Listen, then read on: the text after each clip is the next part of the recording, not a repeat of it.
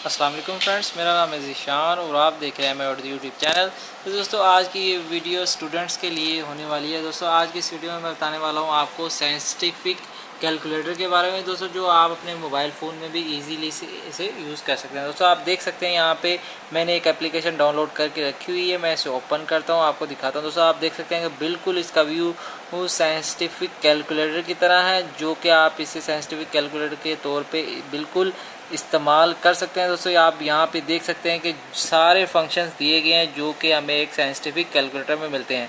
दोस्तों आजकल हम साइंटिफिक कैलकुलेटर को यूज़ करते हैं और हमारे पास ख़राब भी हो जाते हैं या फिर हमारे पास नहीं भी होते, तो अब हम इजीली इसे अपने मोबाइल फ़ोन में भी डाउनलोड करके इसका इस्तेमाल ले सकते हैं। दोस्तों आप यहाँ पे देख सकते हैं कि हमारे पास टोटल ये मौजूद है। दोस्तों आप यहाँ पे देख सकते हैं कि यहाँ पे टोटल चीज़ें दी गई हैं साइंटिफिक कैलकुलेटर के बारे में। तो दोस्तों जो लोग स्टूडेंट हैं वो समझ गए होंगे कि इस साइंटिफिक कैलकुलेटर से वो किस चीज़ का फ़ायदा और कैसे उठा सकते हैं। दोस्तों ये आज की एक छोटी सी वीडियो थी।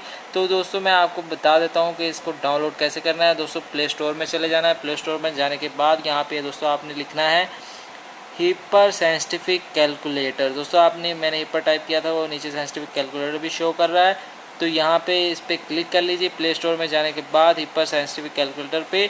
तो दोस्तों यहाँ पे आपने इसे इंस्टॉल कर लेना है। मेरे पास ऑलरेडी इंस्टॉल है। तो दोस्तों ये थी एप्लीकेशन आज की, जो कि मैं उम्मीद करता हूँ आप सब भाइयों को पसंद आई होगी।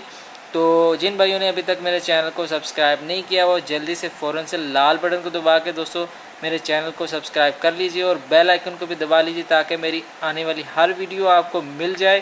तो दोस्तों इसके साथ ही अपने होस्ट ज़ीशान को इजाज़त दीजिए। अपना बहुत ख्याल रखिएगा, दुआओं में याद रखना ना भूलिएगा। तो इसके साथ ही अल्लाह हाफिज़।